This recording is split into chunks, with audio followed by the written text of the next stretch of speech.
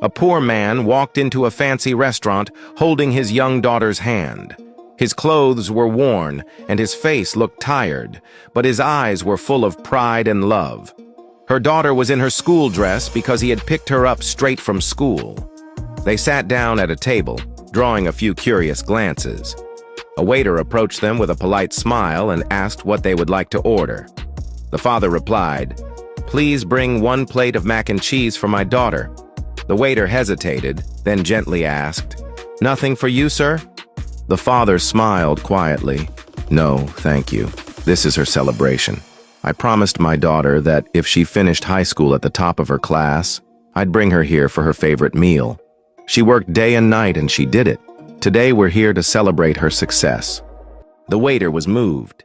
He walked over to the restaurant owner and said, "Sir, I have a small request. You can deduct it from my paycheck if you like. But the man sitting at that table, his daughter just topped the entire district. He doesn't have much, but today is her special day.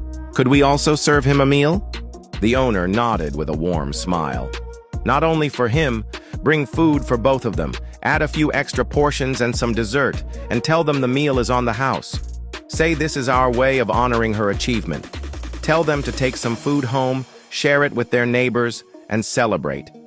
The waiter returned to the table with multiple plates. The father looked startled. "I only ordered 1.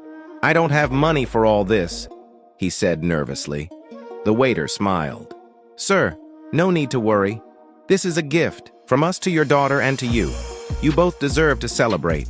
The father's eyes filled with tears and the daughter's face lit up with joy. That day, their hearts were full. It was a memory they would carry forever. Years later, time went on. The little girl grew up, studied hard, and by the grace of God and her own determination, became a senior government official, the head of administration in a large district. By a twist of fate, she was appointed to the same city where that restaurant still stood.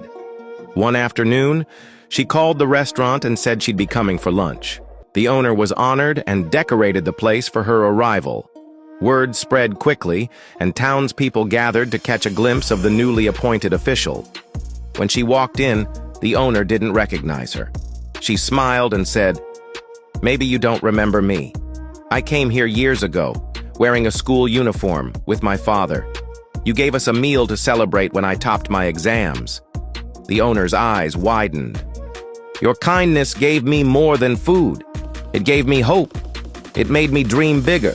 It reminded me that where you come from doesn't define where you can go. Today I'm here to thank you and to throw a celebration for you, your staff, and this entire town."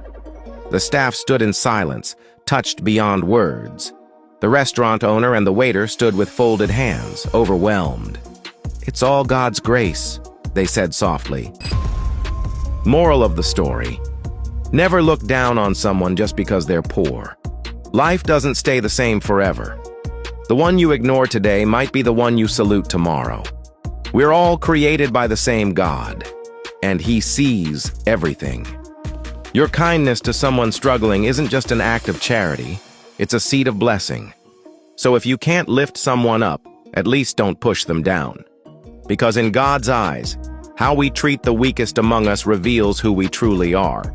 If you believe that everyone deserves respect, no matter if they're rich or poor, then comment, "Be kind to everyone," and share this story with your loved ones. Remember, your small act of kindness could mean the world to someone.